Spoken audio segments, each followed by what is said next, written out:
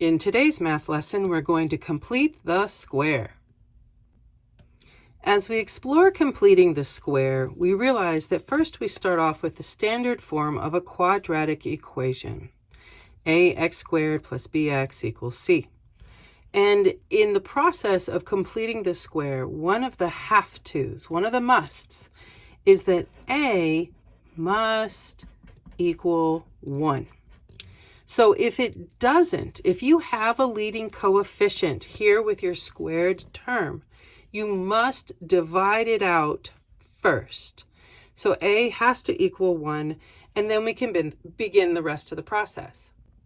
So what we're trying to do when we complete the square is we need to find c, such that this quadratic will become a perfect square. And in order to do that, it's really quite simple. You're going to take your b term, divide it in half, you'll get something. From that, you square it, and that will be c. So every time that you need to find c, you're going to cut that b term in half and then square it. As a result of the squaring, your c will always end up positive. B might have been positive or negative. Great, that's fine. But C will always be positive because a negative times a negative, when you square it, makes a positive. Here in example 1, we're going to complete the square of the quadratic with k squared plus 14k plus an unknown. Since my a value is equal to 1, let's go ahead and get this process started. So b right here is 14.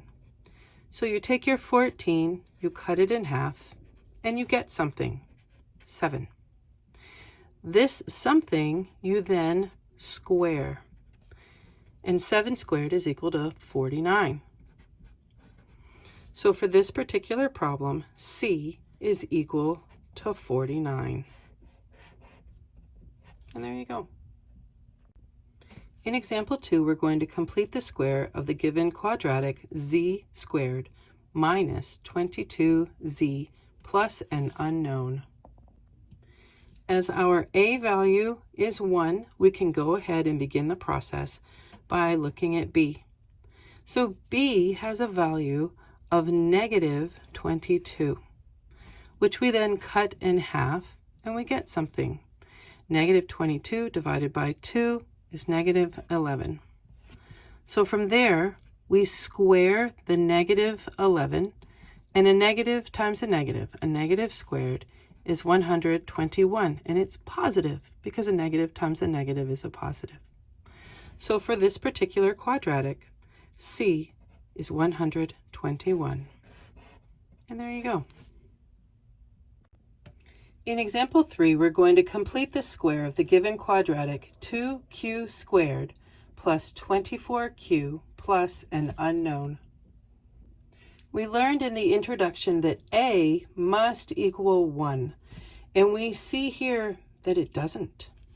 So in order to take care of that, so to speak, we have to divide each term by 2.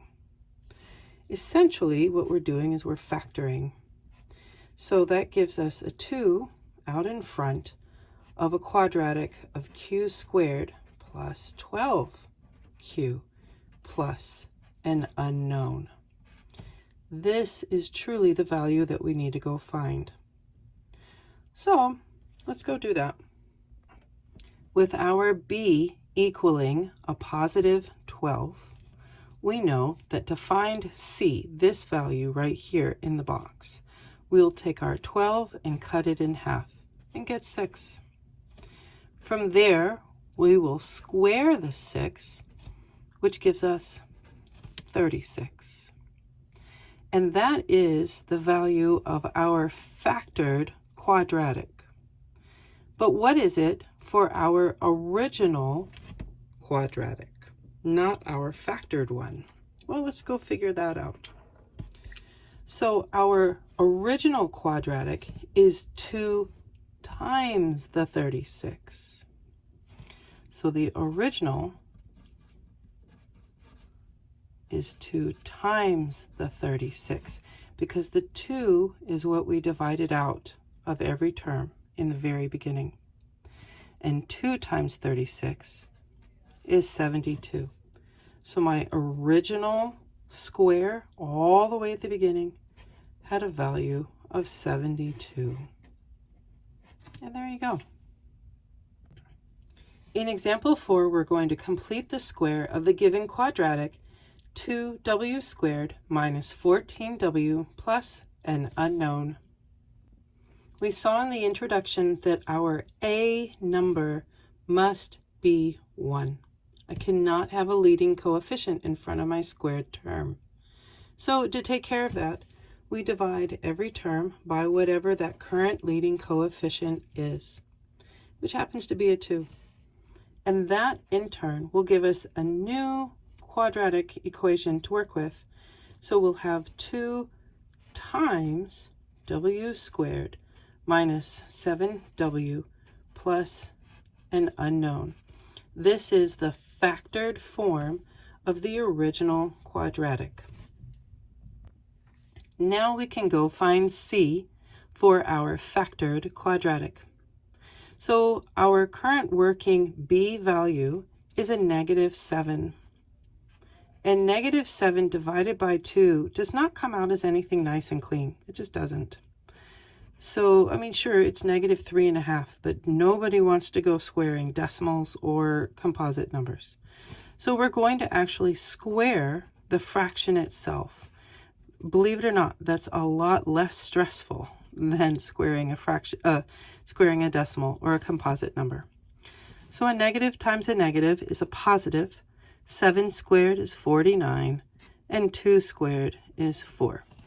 And that is the c value for our working quadratic of completing the square. But now we need to go find out what the c value is for our very first original quadratic equation. So this was 2 times the c value that we got for our factored form. So it would be 2 times 49/4. And you can use your calculator to help you out if you don't realize, this fraction is going to reduce as the 2 and the 4 are very related to become a 49/2, 49 halves. So if I go all the way back to my original quadratic equation, the c value here is 49 halves. And there you go.